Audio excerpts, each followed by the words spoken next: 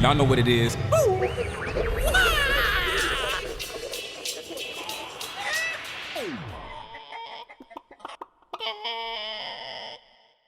Yeah, that was sort of the consensus Mike and I had come to, is that it requires a certain amount of filling of buckets, right? You have to have a certain amount of life experience before you can go out and really, provide something of value. Your book worked because it was built on the back of all your personal experience, all these conversations. And if you'd have tried to write that book at 18, it just wouldn't have worked. No, not at all. And I think that's a really wise observation. And, success comes in layers. This is something I always tell young people, especially. We have this myth, there's this myth of sort of, all of a sudden everything just happened and suddenly you're successful. But the reality is success more often than not. Now, occasionally that happens, but more often than not, it comes in layers. It's by the time you get to the place where you're like writing and publishing a book, that's just the next thing to do. It doesn't feel like some monumental breakthrough. It's just, I've been working on this for years and years and years and years. And now I'm codifying it into a book and now it's being published. And that's just the next thing. That's just the next step. It doesn't feel like some monumental breakthrough. And that's true in many careers, and so I think, and if you look at the statistics, it's really interesting. Look at the statistics of funded companies in Silicon Valley. The ones that are often the ones that are the most successful typically are ones that are founded by people who have had one or two or three other companies under their belt. They've failed, they've learned all their hard lessons. And then maybe their third company that they start in their late 30s, typically early 40s, is the one that really takes off because they've seen all the patterns. They've connected all the dots and they realize, oh, okay, there are some pitfalls I have to be careful not to fall into. And so when you're young, everything seems very black and white. Everything seems very clear. Well, this is what we need to do, or you're getting it wrong. And I was that way in my 20s. Like I thought I knew everything in my 20s. It was only with a little bit of maturity that I suddenly realized that things are actually a little more gray than I often give them credit for. And the precision with which we can describe that grayness is what makes us a great creative and a great leader, right? The ability to kind of look into the gray and also to see patterns at the same time and to say, okay, here's what seems to be going on here. I think that's what makes us great creatives and makes us great leaders ultimately.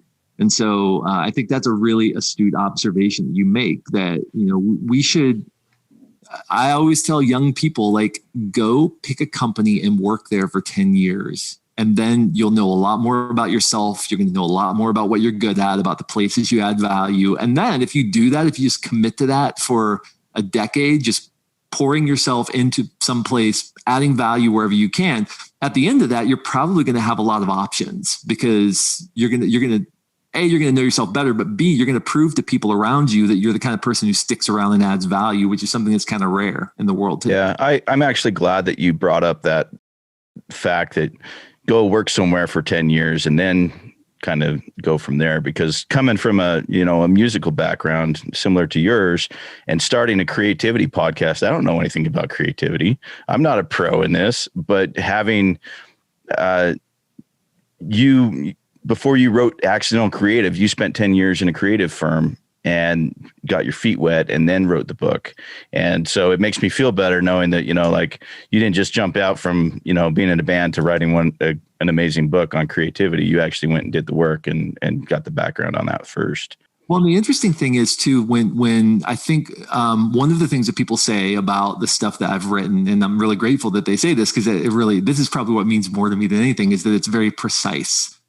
That I'm saying things that don't sound like vague platitudes, but sound like meaningful specifics. And that's because these are things I was beating my head against the wall trying to deal with when I was actually, sort of in the trenches day to day, trying to lead a team, trying to figure out where the next idea is going to come from, trying to, deal with all the personality conflicts and all the great times. And how do we celebrate when something goes well, or do we just move on? Or what do we, these are the specific types of situations. So often people will say to me, do you have a camera on the wall of our office? How is it that you're writing about the stuff, And the reality is no, it's just that things are way more common than we think they are. These dynamics are way more, we always think we're the only ones dealing with something until somebody begins to point out that pretty much everybody's dealing with some of the same stuff, right? Now, the way it plays out is different, but the underlying governing dynamics are often very similar. So, it's kind of an interesting thing. So I'm really glad you said that. I think with experience comes precision. With maturity comes precision. The ability to be able to see things and call them what they are, rather than just speaking in big platitudes. It's why a lot of times I will read books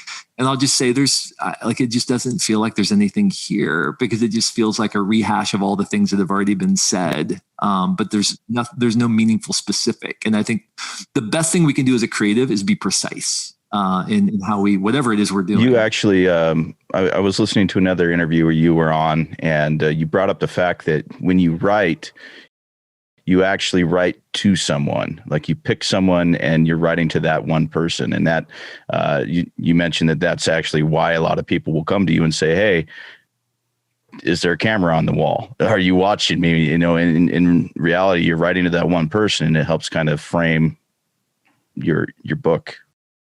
Yeah. And I've done that with every book, and I do it with every podcast. I imagine a specific person sitting across the desk for me when I'm writing, and I write the book to that specific person. And to your point, I think that really makes a difference in terms of, and by the way, that's not just writing books. That's creating anything. We tend to try to use avatars or customer profiles or things like that, which are these sort of, these kind of where we try to combine a bunch of people into sort of a demographic or a psychographic. And that can be useful.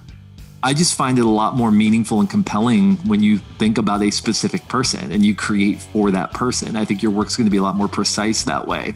And so anybody, if you're making music, if you're designing, if you're writing, if you're building a business, think about it with that kind of precision. It's going to really help the creative endeavor for sure. Yeah.